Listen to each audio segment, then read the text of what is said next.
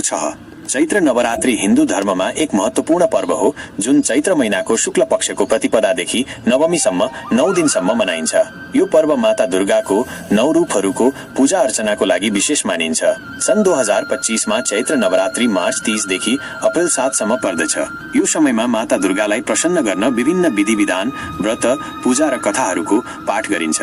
यो भिडियोमा हामीले माता दुर्गालाई प्रसन्न गर्न के गर्ने र के नगर्ने भन्ने कुराको विस्तृत जानकारी र एउटा सम्पूर्ण कथा प्रस्तुत गरेका छौं।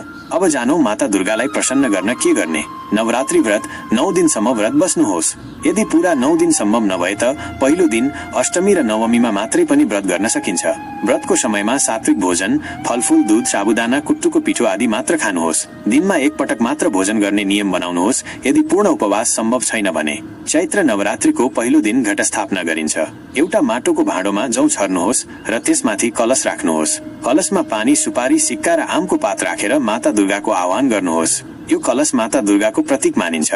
हरेक दिन यसको पूजा गर्नुहोस्। हरेक दिन बिहान र बेलुका माता दुर्गाको मूर्ति वा तस्विरको अगाडि दीप प्रज्वलन गर्नुहोस्। दुर्गा सप्तशतीको पाठ गर्नुहोस् वा ओम जयन्ती मंगला काली जस्ता मन्त्र जप्नुहोस्। फूल, धूप, नैवेद्य, प्रसाद चढाउनुहोस् र आरती गाउनुहोस्। अष्टमी वा नवमीको दिन 9 जना कन्याहरूलाई माता दुर्गाको स्वरूप मानेर पूजा गर्नुहोस्। उनीहरूलाई खाना, हलुवा, पुरी, चना आदि खुवाउनुहोस् र दक्षिणा वा उपहार दिन गर्न के नगर्ने। मासु, माछा, अण्डा